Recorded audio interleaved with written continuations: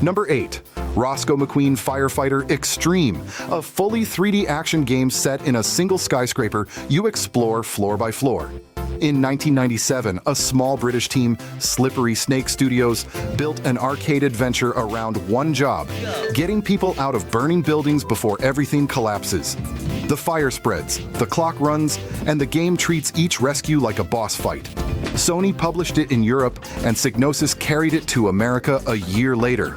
Then it slipped through the cracks. 30 years on, big-budget firefighting games are still a genre of one.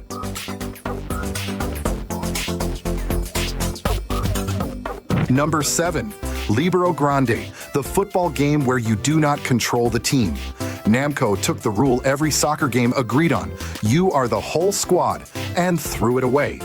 You pick one of the star players, and you are that player for 90 minutes, living every run, pass, and mistake yourself. It started in arcades in 1997, reached PlayStation in 1998, and never came to North America. As FIFA and Pro Evo locked down the genre, this was the weird third path almost nobody took.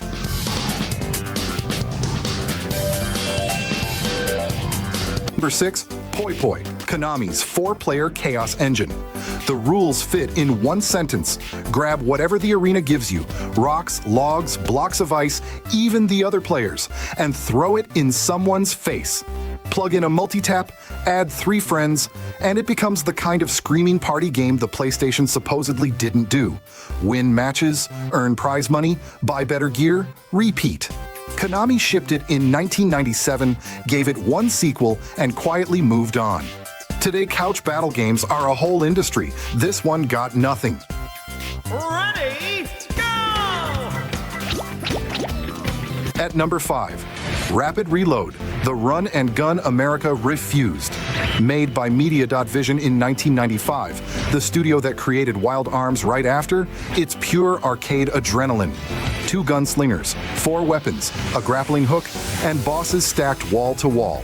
Japan got it, Europe got it, and America got nothing, reportedly because Sony's US branch had a policy against releasing 2D games on its shiny new 3D console. A game blocked not for its content, but for having the wrong number of dimensions.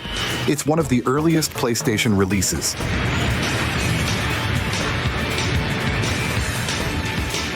Stick around, because the top 4 only get stranger. A real-time strategy game hiding inside a cartoon brawl, a shooter armed with ice cream, a puzzle hit designed by a university professor, and the game that turns your own music CDs into levels. Number 4.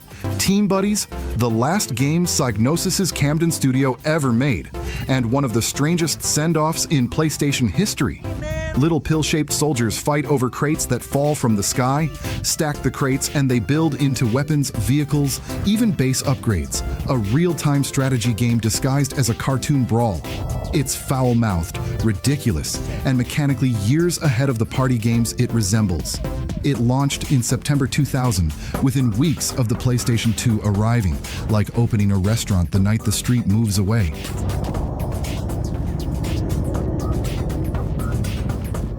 At number 3, Harmful Park, a shooter where you fight a theme park with ice cream. A tiny studio called Sky Think System released it in Japan in February 1997, a pastel side-scroller where the weapons are jelly beans and ice cream scoops, and the enemies include gorillas and inflatable dinosaurs. It was the studio's 3rd game, and its last. It never left Japan, and the print run was small, so today original copies trade for serious collector money, and Eurogamer once listed it among gaming's most valuable treasures.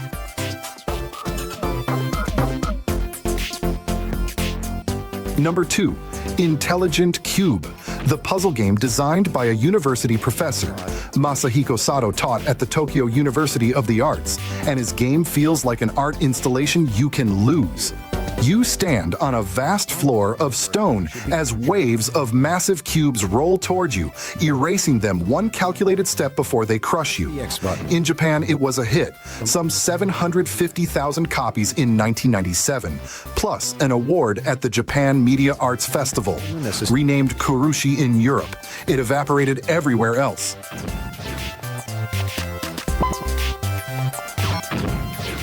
And number 1, Vib-Ribbon. In 1999, Masaya Matsuura, the creator of Parappa the Rapper, shipped a rhythm game drawn entirely in white vector lines. A wireframe rabbit named Vibri walks a ribbon that twists into obstacles pulsing with the music. And here's the trick nobody else dared. The whole game loads into the console's memory, so you eject the disc, drop in any music CD you own, and it builds a level from your song. Sony released it in Japan and Europe. America waited until a 2014 re-release. So which PS1 deep cut did I miss, and which one belongs in Part 2? Every forgotten game deserves one more continue.